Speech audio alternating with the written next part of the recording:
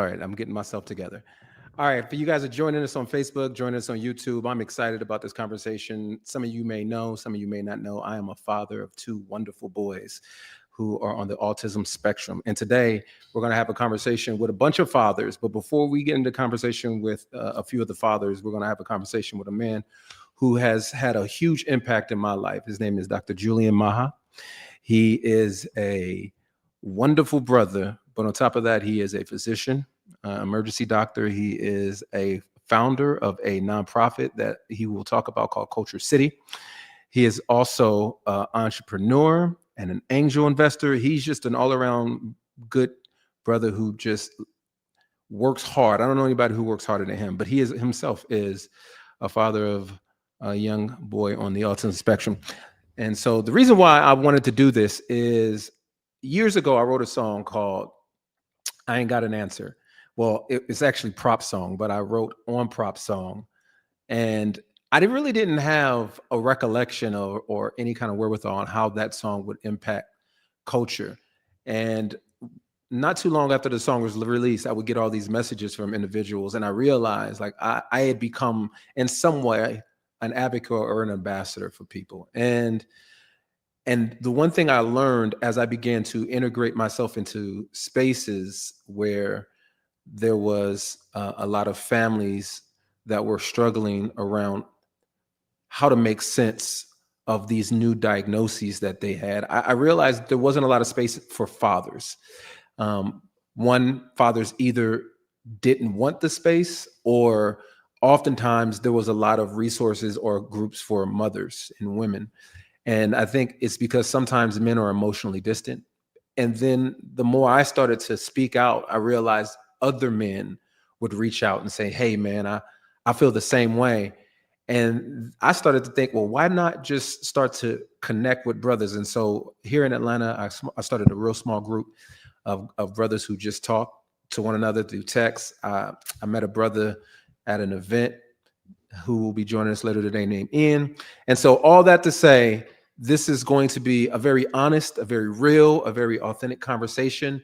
We're not going to, I know there's some news last week about the causes and potential cures. We're not going to get into all that. But what we are going to do is try to touch on the felt needs, try to talk about emotional support and especially spiritual support, that I think the things that oftentimes get overlooked, because we can orbit around and make these things, well, we can orbit around the issues and make these things political, but at the end of the day, people still hurt, people still have needs. And so I really want to talk to the things that sometimes people aren't talking about. So all that to say, the first conversation is going to be with Julian Maha, Dr. Julian Maha, and I really want to just ask him a few questions. And one of the things I would hope for is if you have questions, we can see them.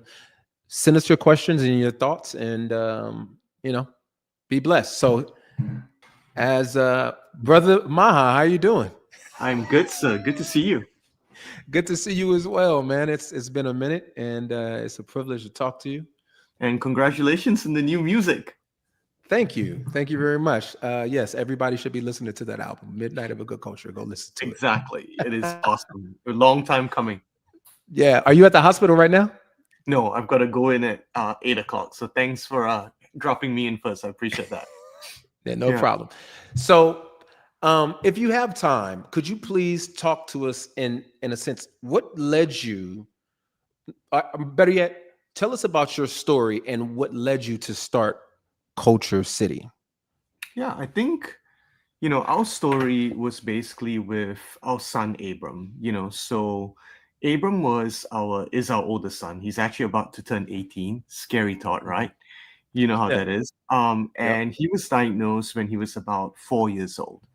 But Abram was kind of meeting all his developmental milestones, and pretty much, we say overnight, but probably over a couple of weeks, he kind of stopped speaking, he stopped sleeping, and that kind of led us down this path of about what the diagnosis was. And I'll never forget the moment of the diagnosis where we were kind of ushered into this small little room and pretty much given a list of nevers. He would never talk, he would never go to school, he would never hold a job, he'll never get married, he'll never live independently, that never list. Right. Exactly. And it was that really that moment that, even though both my wife and I are physicians, we fundamentally realized that we knew very little about the autism world. So we kind of plunged ourselves into that. And it was through all that we started realizing that one of the biggest things that was missing, particularly when it came to the realm of invisible disabilities, was around the realm of access. You know, Yeah. particularly accessibility. I think accessibility is a word that's thrown out a lot, but I think sometimes you don't really understand what that means, because accessibility really means everything. If you Yes. don't have access to that door, you're not going to get that job. If you don't have Yeah. access to that event, you're not going to experience the same things that we do, right? And I think that's the big thing. And we started realizing that this world, especially, was not one that was very accessible to him because of his Yeah. sensory needs. With autism in particular, a lot of individuals who are autistic have the lights, the sounds, Right. the crowds that can be very overwhelming and also physically painful. So because of that, he wanted to engage in this world but could not. So we felt that there functionally had to be a better way in order to really kind of shift the logic behind that. And that was really kind of the idea about Culture City, how to go about changing the culture, in particular of how invisible disabilities were viewed in our cities and communities today. There was an interesting anecdote or story you told me that kind of was the impetus for you lead working towards Culture City, was an experience you had in church. Would you, and this is an experience that many of us have. Yeah, Could you yeah, yeah. please could you share that?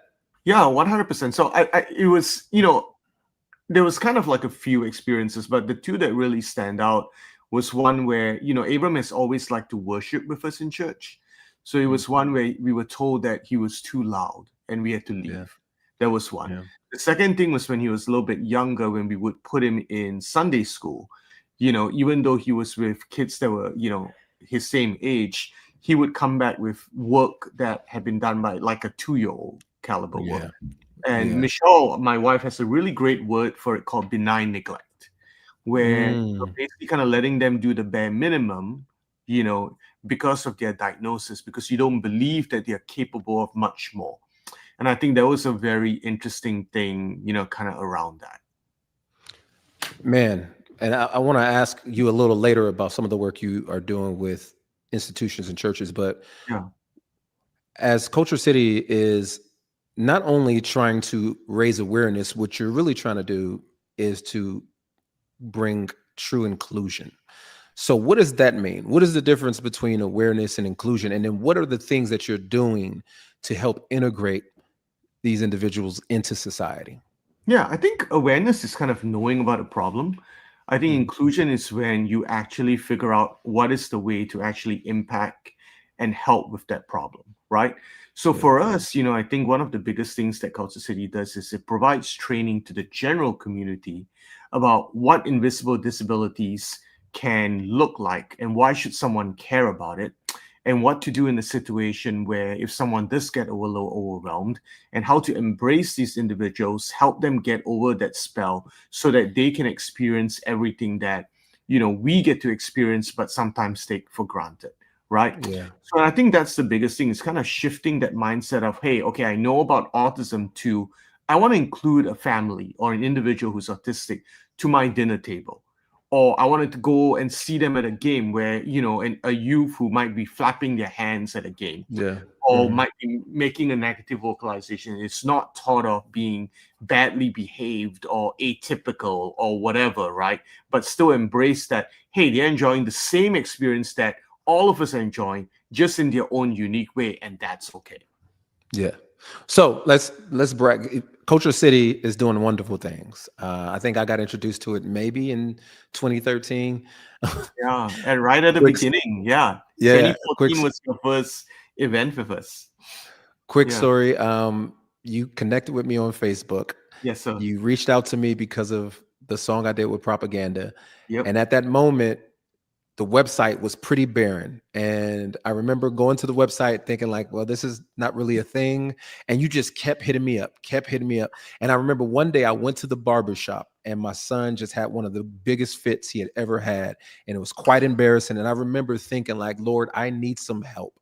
And that same day, praying for help, I got another message from you like, hey, man, I really want to talk to you about this organization. Talk to you the same weekend of that particular ball. I remember you had me sit down with Marion Blank, and she walked us through some behavioral interactions that Yeah. revolutionized and changed our life forever.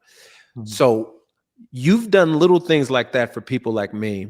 What are some things that you've done for major institutions that help bring inclusion, that makes it easier for people with sensory sensitivities Yeah, across the country?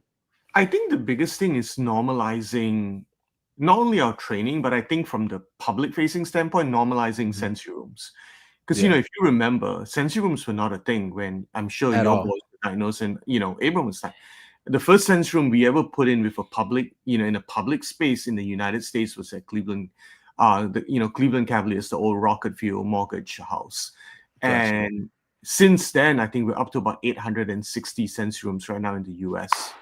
Yeah, and I 800 sensory 60, rooms across, and that's in zoos, that's in stadiums. What correct. else? Hospitals, Aquariums. Okay, yeah. aquariums, yeah.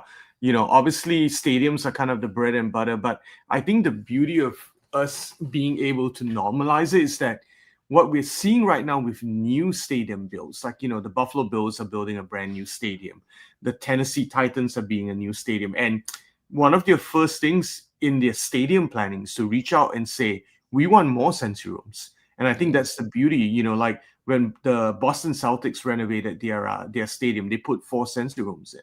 It's the Yeah. first arena to ever have four sensory rooms, one in each concourse. So I think that's the beauty of it, the realization that hey, this goes, way beyond just integration and expanding our product to these individuals and families, but it's something that has so much utility that really everyone can benefit. And I think that's the beauty of the whole thing. Could you, in a quick pitch, tell Yeah. people, for those who don't know, what is a sensory room? So a sensory room is a space. In general, it's quiet. It's away from, if let's say you take State Farm Arena, it's away from what's going on in the bowl. So if it's a basketball game, a concert, it's a little bit of quiet reprieve where you can go and calm your senses if things get too overwhelming.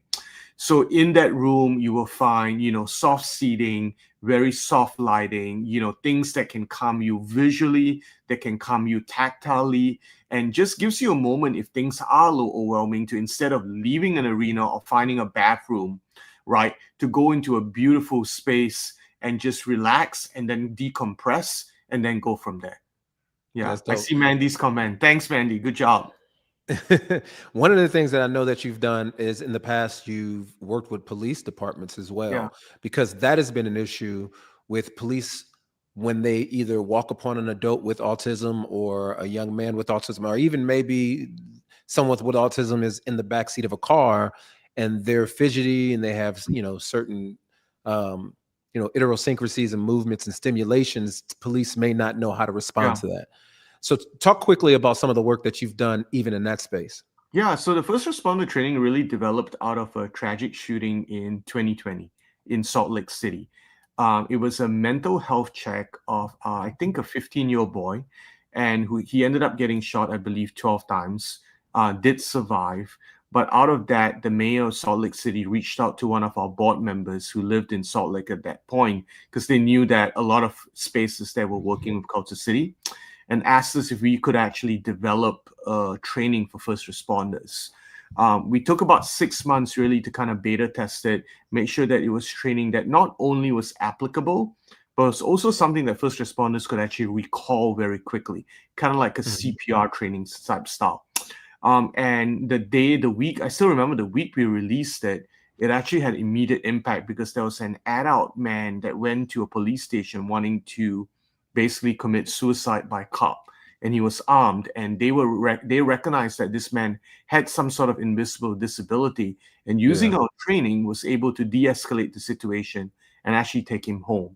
And that's really amazing, like body cam footage about it.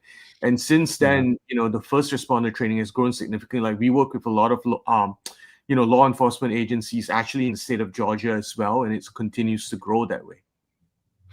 So lastly, I want to ask you, for fathers out there, what do you think are some of the obstacles that fathers face today What are some potential resources that Culture City may provide? What are some insights that you would give to a father who's listening to this and they may Yeah. have just gotten a diagnosis? They may be 18 years into this thing, but there's a new reality that they're going to have to experience with adulthood. What are some things that you would want to encourage or put before them? Yeah, I think the biggest thing is know that you're not alone in this. Okay, I think number one. So I think number one, you have to take care of your own psychology as a dad because, I Mm, think we've talked about it. As a dad, sometimes it is a tough thing to hear initially because, yeah, especially if it's a boy, or even a girl that gets diagnosed, I think the candid truth is that for whatever reason, it does impact your psyche. yeah, And I think the ability to understand that you're not alone in this diagnosis and you have to find your community to talk about it is very, very key, right? yeah, Because you yeah, have to have that ability to share your struggles as well as your successes, right? And I think the second important thing too is that know that your kid is much more than a diagnosis. let's go. Our boys, as you know, your boys are amazing and Yeah, they have surpassed every single never that I'm sure was told to you and to absolutely. Patrice, right? Yeah, And I think that's the key of how we need to keep pushing. And if we don't encourage them and also educate the community around us, you know, they're never going to give it given the opportunities to really kind of excel and go from there. yeah. Yeah. Is there anything that you want to promote? Anything that you want to do? Where could people find Culture Yeah. City? What are some things that you would like to share about Culture City before you get off? Yeah, for sure. I think the biggest thing is obviously we're Culture City, but we're spelled with a K. So it's KULTURECITY. Um, and you can always find us on our website, culturecity.org. But I think the biggest thing is that if you have an iPhone and Android, download our app. Our app has two really very important things. Number one, it has the ability to locate all the sensory certified locations around you. So as a dad, if you're looking for a safe space that has gone through our training, you can essentially go there and know that when you see the Culture City logo, which is the heart with the headphones on it, that place has been trained and all that good stuff. And then secondary to that, it also contains the world's first free AI conversation tool. So that's a tool that presumes competence in our kids to know that they understand actually what we're saying, but for whatever reason, they just can't get it out. And through that AI device, you can actually start having conversations with them and knowing their wants and needs around it. And that's all totally free, and you can download it at Android or iOS stores across the country.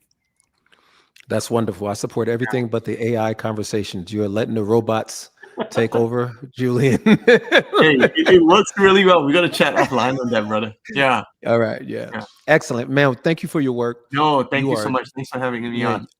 yeah. Great You're a seeing you. gem, man. You are a great gem, brother. And blessings to you and Michelle and your family. Same. Take care, brother. Thank you again. All right. Yep. Bye.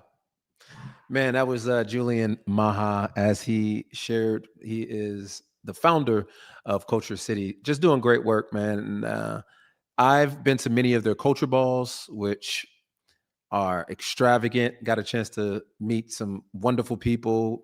Actually, but so Chris Jackson, who what for you guys who may watch seen the original Hamilton, he was George Washington. He randomly, I guess, tweeted me one time and was like, "Yo, man, I love the narrative," and I was like, "Hold up, George Washington loves the narrative."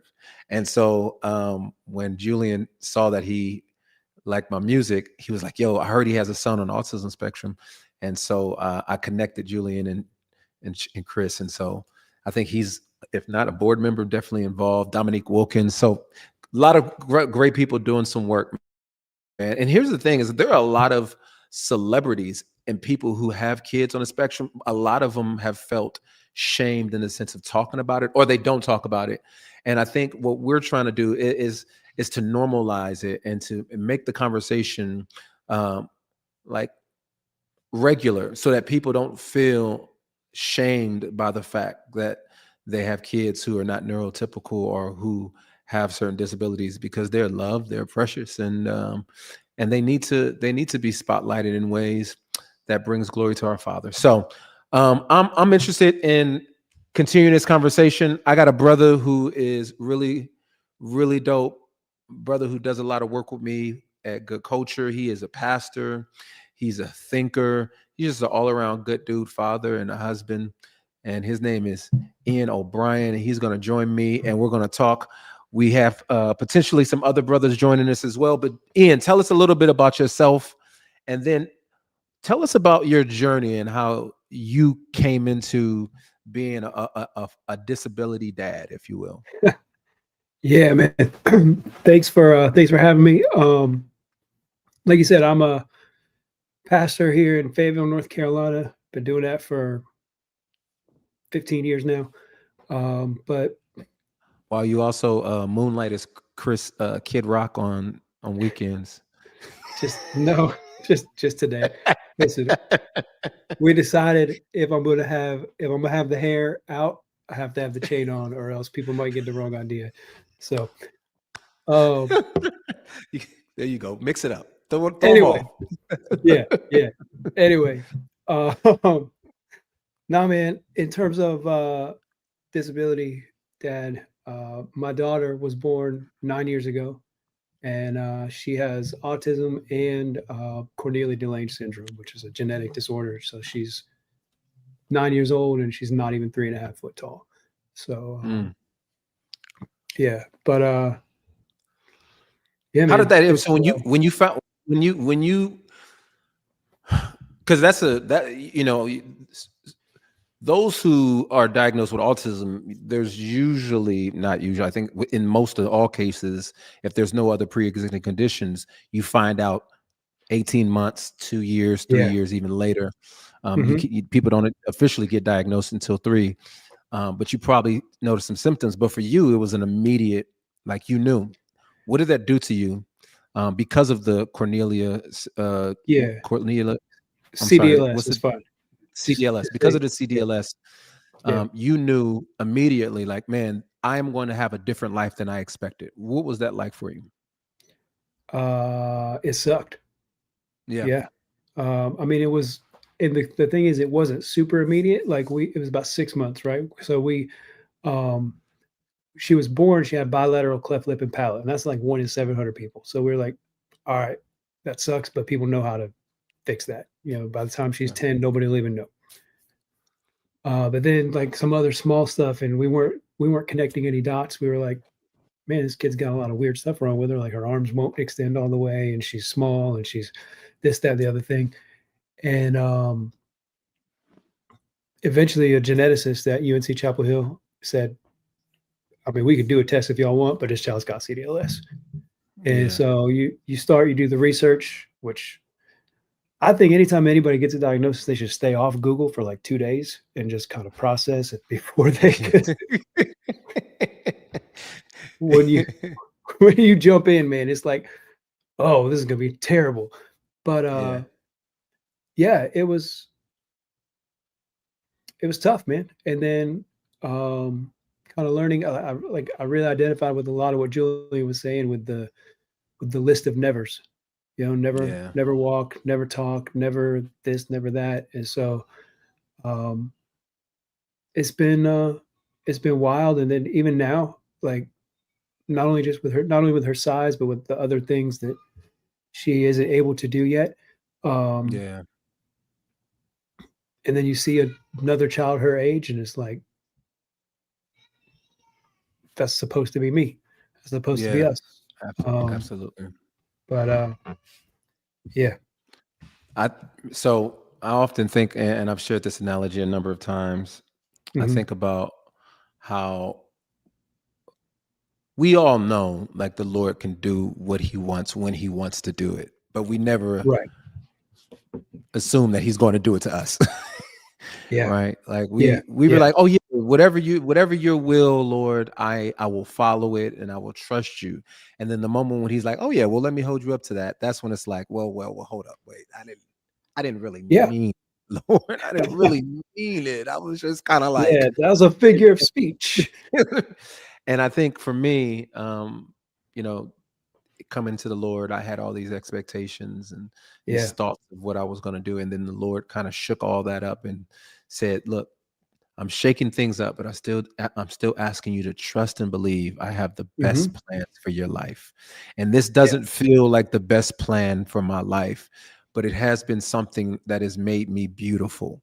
It's a Right. really interesting plot twist, right? Because you thought Yeah. like going through the rosy valleys was the best direction for you, but when he took you through the darkness, that was actually something that was going to make you a much stronger, better, more compassionate human being. And Yeah. I was I was shaken up. And so for some of those folks who don't know, like we had our first son, and we had a daughter first, and then 18 months after that we had our son, and then we got the diagnoses 3 years later. We wrestled with having another child 6 years after our son was around 16 years after our first son was born. We decided, all right, well, let's go ahead and have a second son. But we kind of knew the risk, and we were like, Lord, we will trust you, and whatever you provide, we will be contented with. And once again, it was like, oh Lord, I prayed it, but I didn't quite mean it. But yet Yep. you are still good. But yet you are still good. Yeah. How have you worked through the process of like the first few years to Yeah. now 9 years later, 7 years later? What has the Lord taught you? What are some things that you feel like, man, these are the things that I've learned in this process, and I wouldn't change it for the world. Yeah. So the first thing that I learned is, and it's gonna sound weird for a second, so just stick with me because I've read this in a couple different sources. I wish I could cite it. Uh, but I realized I was living my faith was in a version of the prosperity gospel, and not so much in this name it, claim it, you go, God wants you to be rich idea, but it's Mm, based in this idea of if I do all the right stuff and I follow all the rules and I be a good Christian, then I will prosper. I'm gonna yes, have good things. yes, I'm gonna be safe. There's gonna be health.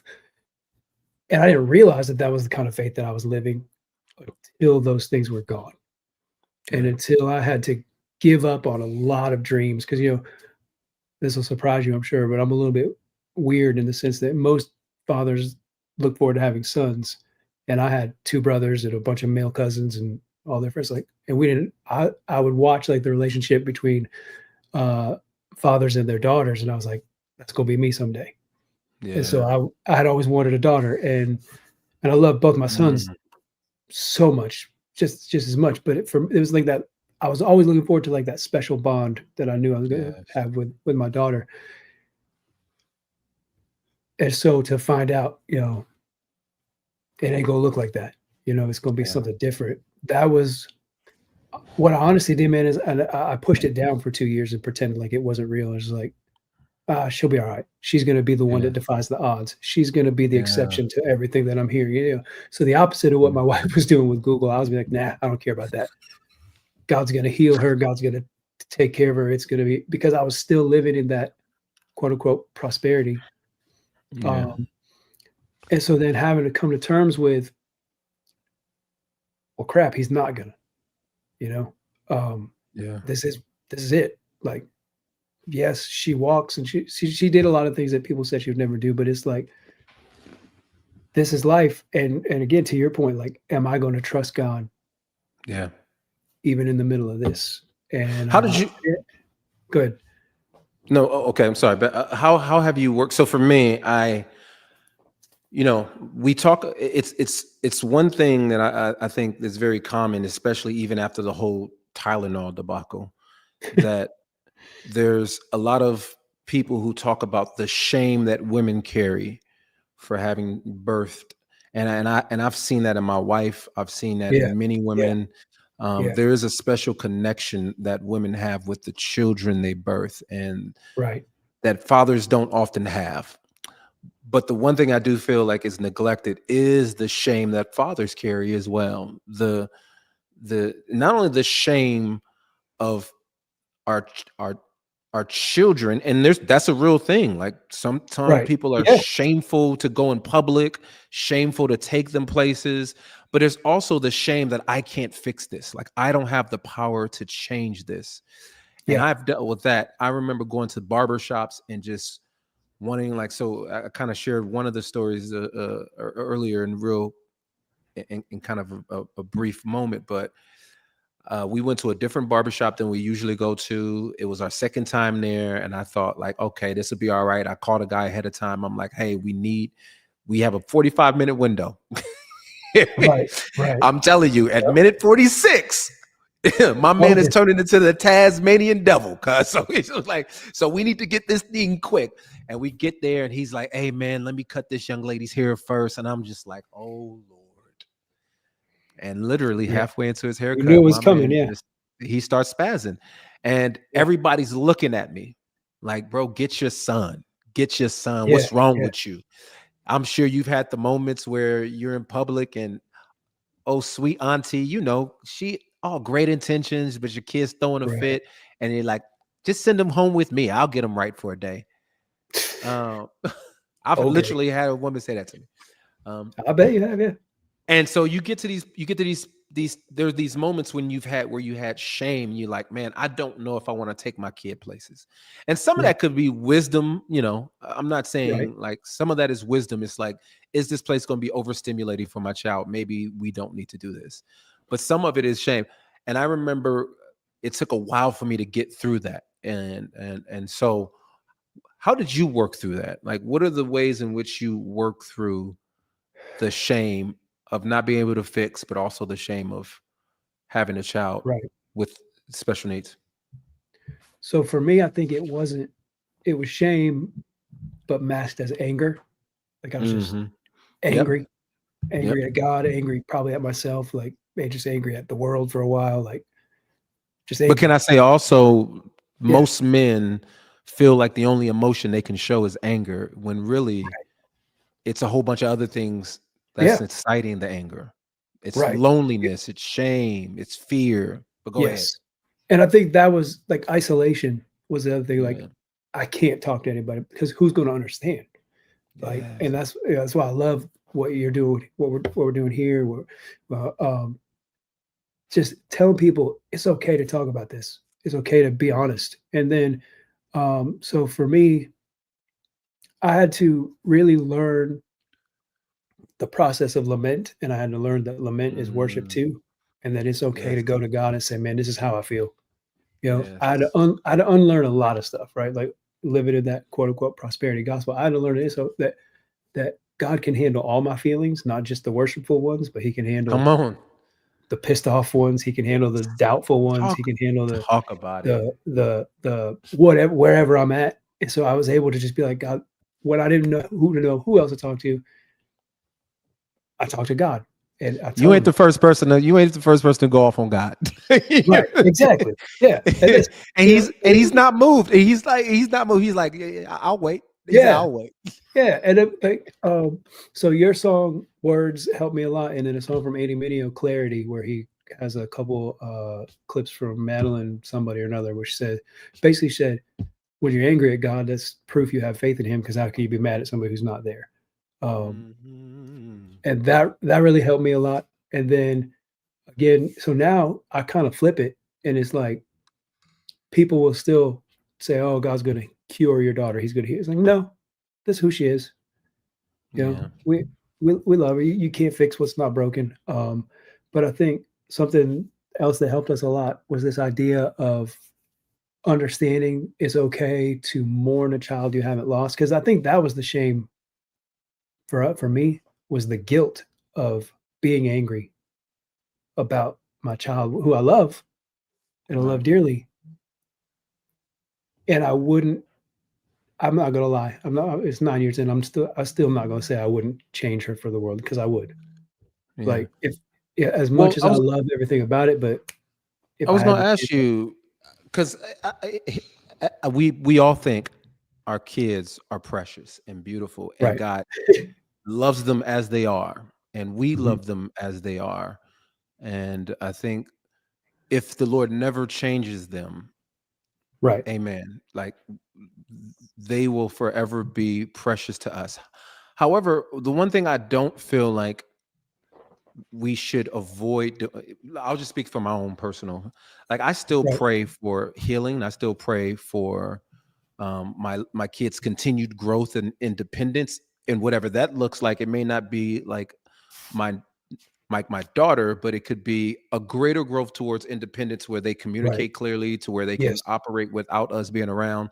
But what I also do is I hold that in a space of contentedness, a biblical Yeah. contentedness that is like, Lord, please do this, but if you don't, you're still good and you're still faithful, and I still love them. Uh, and Yeah. I and I don't think there's anything wrong with it. I know there are some people who see autism as an identity, and it's an Mhm. identity that shouldn't be changed. And I'm not going to argue with that if that's how you feel. Cool.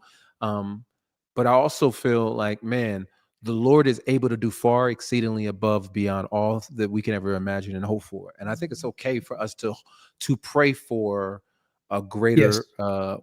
development in our kids' neurology. So anyway, No, I think that's spot on, and it's what you made me think of just now is this idea from a book called "My Body's Not a Prayer Request," mhm. and I keep forgetting the names of the authors. I know their books, but Well, that's all that anyways, matters. this Amy Kenny, maybe something like that. And this lady, she's got a undisclosed physical disability, but she really dived into this idea of the difference between healing and cure. And right now there's not a quote unquote cure for autism, but God has used my Hmm. child's disability to bring healing in a lot of other areas in my life, in the lives of others who know Lauren, who areas where I didn't even know were sick. Yep. You know, places in my faith, in my worldview that I didn't know were broken. He's used this to kind of put back together.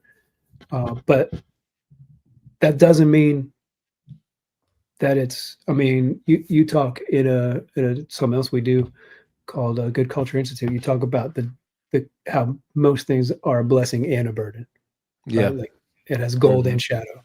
Yeah. And so I think the gold is we get to raise these kids and we get to experience things and see reflections of God's image in them that most people don't get to see. And then the burden or the shadow is we have to raise these kids and we have to, Amen. we have to deal with things that it's it's a both and situation. Whereas somebody once said maybe both. Like it's Maybe it is both. There was an artist one time. He's prolific beyond his own understanding. Who said that? I would hope that he would have dropped another album since that classic he dropped in 2016. Um, what is something that you would want to share with fathers? Like, man, here's something that I don't think you know. A joy, something joyful, and something also to be mindful of. What is something that you would just say, man? Here, know this. yeah. So I'll go backwards. Uh, Two things real quick. Mindful one, I already kind of said, but the beauty and value of lament is I can't overstate that enough. Like Yeah. that process of mourning, or grief probably is a better phrase here. Like this, like there's waves and stages of grief that come, and it you know I saw my niece 2 days ago, who is 10 days old younger than my daughter and also a foot and a half taller and Yeah. Yeah. just awesome. She's an awesome kid, and I'm so proud of her. But it's hard to not walk away or drive home from that encounter and be like, man, Yeah. that kind of sucks, you know. Yep. But being okay with sitting in that, and then sharing. I think also finding a safe space, even if it's not with other dads who have children with disabilities. Like for me, the first person that outside of my family that I was really able to talk to about this was just a brother of mine who I knew loved me and cared about me, and I knew he wasn't going to understand. And he kind of said, "I know I'm not going to understand, but I also know you need to be able to say it. Yeah. So say it out loud, let me hear it, and trust that there's not judgment." Yeah. And then the joy for me is just like I said, man, we get to see parts of who God is that nobody else gets to see in the way that our kids reflect God's image, but also, just real fast, I think we get a little bit of a better glimpse, if you will, of how much God loves us. Because Yeah. when we get when we get to love our kids unconditionally, even though they just made a mess or keep breaking stuff or whatever else. Um, it's just kind of that reflection of, man, God continues to keep choosing us, and we do way worse stuff than this. Absolutely. It's taught me a lot about God's I guess you could say unmerited favor in our lives, Right, right. that we think about most of our Christian life, as you said. I would the rather than kind of like a prosperity, it's very performance based. And Yes, we feel, because I do this, Lord, you you owe reward me. me with this. You owe me. Yep. Yeah. And I think oftentimes what we feel is like, because I perform well for you, Lord, you will do these things for me. And God is like, you never perform well enough for me to do anything. My son has performed well. My son has given his life. And because you trust and believe in my son, and you are Right. indwelled by my spirit, that is the reason why you get this grace, you get this love, you get this power. And in the same sense, our kids may not ever perform in the way in which we want them to perform, but we are the father. And so we love them Hmm. despite the work they do. They are Right. our possession. And I think that's one thing that it's it's taught me how to be patient, because I want the Father to be patient with me. It's taught me how to be Right. compassionate, because I want the Lord to be compassionate with me. It's taught me how to advocate, Yep. because I want the Lord to advocate Yeah. for me. You know what I'm saying? I Yeah. remember, to go back to that story about me being in a barbershop, after me wanting to fight every single one of them dudes in the barbershop, I walk out like with my son just heated, just like, oh, I want to choke my son out. I want to fight everybody in there because I'm embarrassed. I feel shamed. I Yep. felt this hand on my shoulder, and I turn around, and it's this old white woman. And she's like, baby, it's gonna be okay. And Yeah. I broke down and start crying. Yeah. And I started to think, where did this white woman come from? she was, she, I was like, she was not in the barbershop. I was like, what in the world? And she only shared a few sentences with me. She said, baby, it's gonna be Yeah. all right. And she talked about she had like I think it was a grandson or something. She made some sort of correlation, and she showed Gotcha. empathy towards me.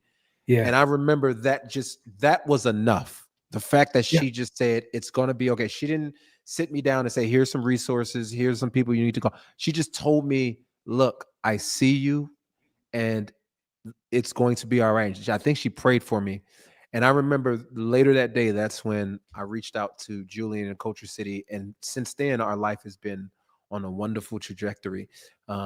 So yeah, man, it's, how can we just be simple advocates in people's lives, you know, by either hosting things like this, or being in individuals' lives, sharing things with folks. The one thing that I think is really, really important is marriages. Yeah. Um, what have you learned about your marriage, or what are some things that people have taught you about, or what are some things that people have informed you about to be mindful of in light of your marriage, knowing that you have this diversity, this diverse kind of household? Right. I think what we learned is um, how to make it through anything. Honestly, I think it like the those couple of first seasons or whatever. It was like when we look back, it was never one specific point, but it was like a bunch of small things. Like, man, we things could have gone sideways there, like Yeah. real easy. Like we could have, and again, just partially just the grace of God that like whenever one of us was low and feeling it, the other one was okay, was there to lift them up and support and carry a little bit more of the load. So I think in terms of our marriage, we just learned what it means to truly be committed to one another and to our family, and what it means to, um, you know, like I said, lift one another up and support one another. And it's like, I'm not gonna say we never fight because I mean, I was about to say, bro, that's humans. teach That's us, not fun. teach us your ways. Teach. I was gonna say, But teach my wife but and you your ways. no, but the kinds of fights we have now, like, we don't Amen. fight about big stuff anymore because it's like Yeah. we learn how to Yeah. survive that. It's stupid Amen. stuff we be fighting about now. So Oh, isn't that crazy? It's the most silly things. yeah, always. This is not a yeah, but anyway, I was about to say. Well, Yeah, one of use your the better judgment. Yeah. yeah, maybe I can't remember. It was definitely after our second son was born. We went on Okay. a retreat. A group of friends gifted us a retreat for married couples who have kids on the autism spectrum, and they Okay. just kind of just lavish you with gifts. It's just a wonderful weekend. But they also have some folks who've been through this process and journey who come and Mm, share with you and speak with you. And bro, I'll never forget this couple shared two simple things with us. It was so profound, but yet so simple. They said, look, if you wanna take care of your kids, mhm. he said, there's two things you need to do. You need to live as long as you can and love as long as you can, Boom. because Yeah, nobody's going to care for your kids the way that you do. that's And right. when you have a loving, and one of the things I've realized, when you have a healthy marriage, Yeah. that's kind of devoid of constant tension and fighting and bickering and arguing, it impacts the kids because that energy, that tension it's like a dark cloud that hangs over, Yeah. because the way you approach your spouse is going to be connected in the way in how you approach your kids. One of the Yep. things that I learned, as I was, for those people who were listening, when Julian was on the call, he introduced me to a woman named Dr. Marion Blank, and she's written books. Profound woman who, behavioral therapist. She set us down because I told her, I said, "Hey, my kid is throwing fits. He throws his body up against the wall. He bangs his head." I was like, "I don't know what to do. It just is aggravating." And she taught us this restraining method. Mm, But one thing she told me, she said, you can't restrain him in anger. You have to be calm when you do it. And I promise you, long story short, I promise you, over a period of 6 months, after restraining him in the way that she taught me how to restrain him, yeah. this brother went from banging his head on walls, throwing his body everywhere, to not having a fit for over maybe 10 years. He had Wow. his first fit like maybe 4 or 5 months ago. And I Okay. think that has a lot to do with hormones because he's Right. 19 Right. now. Right. And I think that's a conversation that I wanted to have with some brothers who were supposed to be on the call, but them jokers didn't show up because they have Yeah. they Mhm. have kids who are 18, 19, 20 as well. Or they have, yeah, kids who are 18, 19, 20. Right. And there's a lot of sexual energy that's happening in these Oh. boys. And you got to figure out Oh. how to manage that. Yes, it's Yeah. these are adults. You got to understand, like they're Right. adults. Yeah. You know Yeah. what I'm Yeah. saying? And so, anyway, I say all that to say how the disposition you carry into the management and the de-escalating of your child impacts their response, because you got to understand, like, one of the things that I've learned is that it's not that my kid is walking around aimlessly angry. He's trying to communicate something, but he just doesn't know how to communicate in a way that Right. that we can comprehend. And so he has a desire, he may be in pain, and so our job is to be able to discern and Yep. de-escalate in a way that causes the least amount of harm. And I learned that I had anger issues, and I had to deal with my Yeah. own anger issues before I dealt with his anger issues. And so when I started to approach him with a calm and peaceful disposition, I realized how much that impacted him and how quickly he would de-escalate. And Right. so a lot of the work that we want to do in our kids, it's also a mirror and a reflection of who we are. But Yeah. yeah, it's just Yeah. it's wonderful. And so we've learned that, man, like, how can we not argue? How can we not um My man Marcus says I almost always say stupid stuff that my wife and I fight about. Yeah. How do I try to keep from saying the stupid things or just being stubborn, man? Like, how Right. can I, in order that we can create a household that is beautiful? Not last, but one more story before I ask you this next question. My wife and I were having a huge, and we don't typically have like drag out arguments, but we were going through a season Right. where our marriage was like we may be divorcing, Hmm. and and that was like 3 years ago. Like three, yeah, that was no 4 years ago. 4 years ago, 2021, and our Hmm. youngest son Zimri heard us arguing, and he comes in the room and he just says, "Hello, mommy and daddy." And he never does it. Like he had never done that. Like just early in the morning, walk into our room and just say hello, mommy and daddy, and give us a hug, and then walk out. Wow.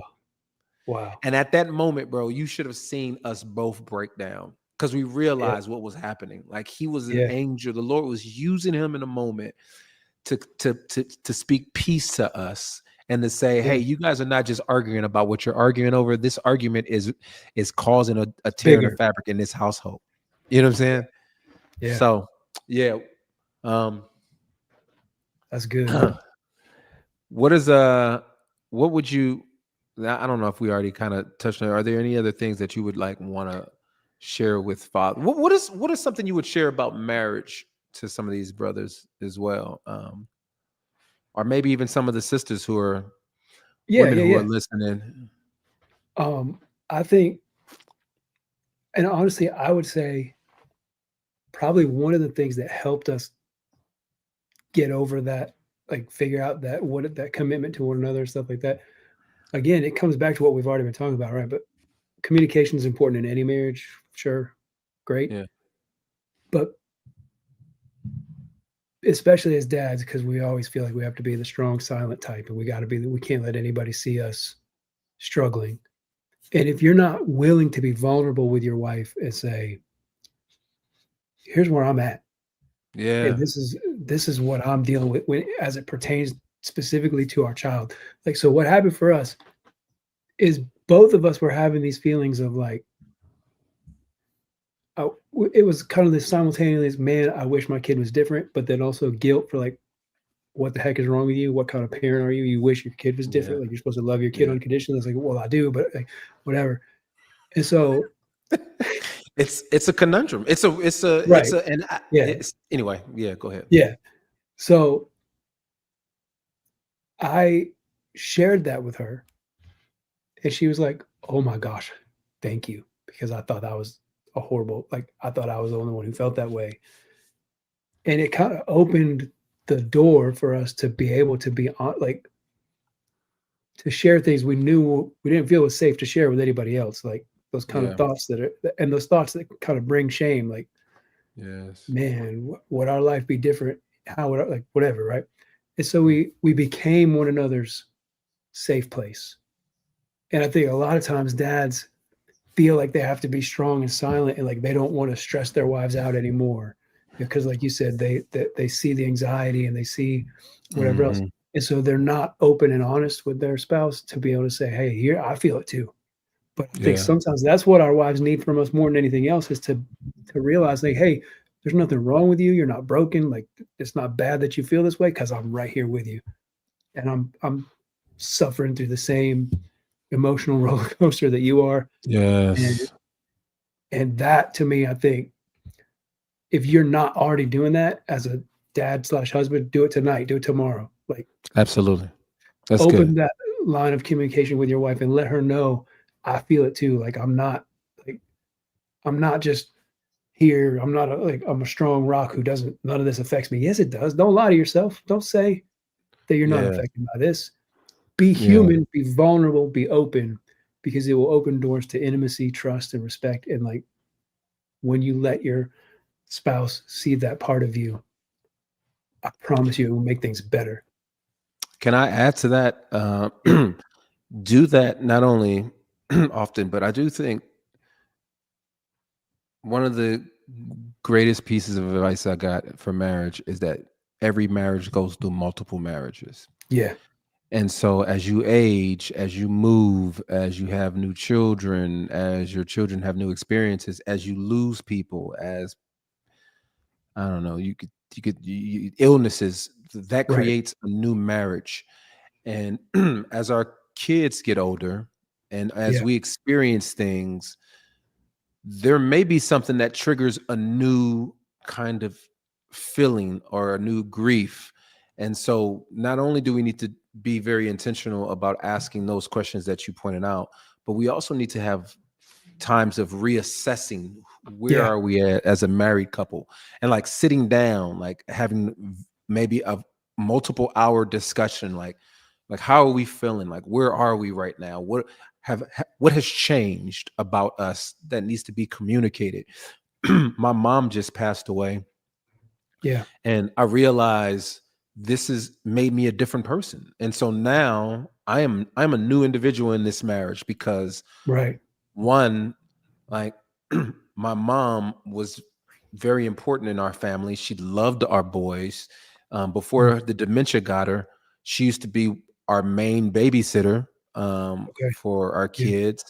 And so, like, now she's no longer there. Like she's not able to not only be a provider, but I've lost a friend. I lost Right. and that does something to me, and that changes the way I interact with people. That changes the way I might be moody because I may see a gentleman with an older woman, and that makes me think about my mother. In the same way, when I look at, it's funny how this never really impacted me, but now it's impacted me when I look at older men with their kids, and I'm like, man, like I won't ever have that, like in the Yeah. way that they Right. had, Right. watching a sports game, going to sports. I'll be trying Yeah. to make my kids watch sports, and my youngest son likes NASCAR, and I'm like, well, son, I'm not gonna be able to get into NASCAR. It's like, that brother Yeah. loves some. It's NASCAR. It's the other one. It's not F. Is it F1? I don't know. Yeah. Formula One. Yeah. It may be Formula One actually. And I'm just Okay. like, I'm like, I try, It's a but little. It's a little better than NASCAR. is it? Yeah, I'm just like, I can't do it. But Yeah. so No, anyway, man. Yeah. I was gonna be a WNBA dad, man. We were gonna, daddy daughter dances, and I was gonna be, 2 years old. I was gonna yeah, be teaching her how to dribble, like, and she can't even extend her arms straight all the way. Like they yeah, don't bend more than like 45 degrees. It's like, well, you can't shoot. Um, yeah. but yeah, yeah, How do you find yourself interacting in ways that are like hilarious or interesting to you, but you probably couldn't interact with in this way with, like, say your neurotypical kids? yeah, Like, for instance, yeah, my boys, like my oldest son swears he's a DJ, and so he's like always. And some of you guys who have kids, your kids do this as well. Like they jump back to the same song over, or a yeah. same part of the song over and over and over. And he has like the skill. So I'll try to freestyle to him. And he kind of enjoys it sometimes. He'll give me this grin and he'll look at me while he's doing it. And then sometimes he does what it's called scripting, where Uh-huh. he Yeah, loves, like, say for instance, Veggie Tales, and he'll say a part of the line and he'll look at me because he wants me to finish the line. And if I don't do it in the way in which he wants me to do it, he'll keep saying it until I do it right. He's like a director. He's like, bruh, give me 100%.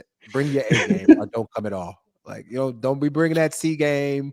I want yeah, you to bring your A game to my set. What are some things that, you and your daughter interact, that yeah. is interesting? She will fake me out, man. She knows how much I want her to say, like, I love you. She she knows I want her to say daddy or dada, and Mhm. she'll say it to other people, but she won't, like, they're like, I heard her say dada. They're like, really? Lauren, say dada. She's look at me. I say, Lauren, say dada. She say, ma, ma. It's like, man.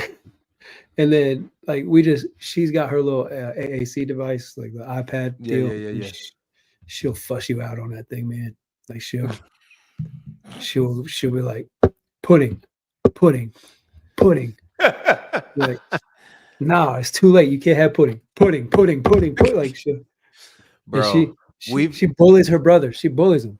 She'll take it over there. Oh yeah. They were eating grapes, and she'd be like, grapes, grapes, and they won't give it to her. She's like, grapes, grapes, grapes, until she just would harass them until they would hand her some grapes. So There's a stuff like special that. skill set that the Lord has given some of us that Yeah. I've learned how to ignore my son, because when my son will, specifically my oldest son, that Uh, brother thinks money grows on trees, or he oh, think I got like he think I'm selling millions of records, because that brother is like Chick-fil-A every day, all day. He's like, yeah. Chick-fil-A, please, Chick-fil-A, please. And he'll keep saying it all day. And I'll be like, Zakai, we're not going to Chick-fil-A. He'd be like, as soon as I say we're not going to Chick-fil-A, he'd be like, Chick-fil-A, please. And I just gotta just be like, I don't hear you. And I li- my wife cannot stand it because she doesn't know how to tune them out. Like yeah. I just do a Yeah. wonderful job of just kind of just See, tuning them that's out. the Even other the way music for, is that. yeah. My wife can tune it out, and I'm just like, no, wait, what? You what? Like she just, but yeah, man. No, at least That's he that says daddy. please though. Oh yeah, Yeah. he will wear please out. He please is a He, word that he will he use, think but please is that magic word. Like that means I'm gonna get yeah, it. Like I said, please, you owe me. Like let's go. it's more of a demand though, rather than please. Right. As we Right. close this thing out, is there any last words, man? Anything that you would love to encourage the people with? Anything that you just feel like the Lord has taught me this, and I just want to impart that into you. If not, no Um. pressure. I know we've I shared mean, a lot, man. yeah. I think for me, it's more just reiterating. Like it's never not gonna be blessing and burden. You Hmm. know, and sometimes people on the outside tend to see the burden, and then people within the community want to tell you, "Oh, it's a blessing. It's a blessing." Like, all right, cool, but it's never not going to be both. Yes, And I think yes. so. So for me, is on those days when the burden feels a little heavier, because there are those days. I mean, um, to remember to find the blessing, and you know, my daughter is, our kids are their blessings, man, and our family is beautiful and it's different. And we watch a lot of Disney movies here, and so we were watching the live action remake of Lilo and Stitch, Mm. and at the end, he Stitch says, "This is my family. It's little and broken, but it's still good. Still good." Mm. That's a good word right there. Yeah, and it's like people on the outside might look at our family as like broken because we're not normal and our kids don't do things the way that might be expected, but that don't mean it's not good. You know, Yeah. it doesn't mean that God's not going to bring good things from your family, your child, and the way as a dad specifically, the way you love your special needs child will speak more to outside observers about who you are as a person and even what it means to live a faithful life than any sermon that I could ever preach or you know Come on. any song you could ever write, or almost any song you could ever write. Probably I'm not going, but Yeah, don't come on, man. yeah, Give me my card. yeah, You know, here yeah, I've only seen you interact in person with your kid one time, and yeah, if that one time is any indication of the kind of man you are, man, I think people are blessed to be around you. People are blessed to witness the, as you say, the blessing and the burden that you carry in loving your daughter and your kids.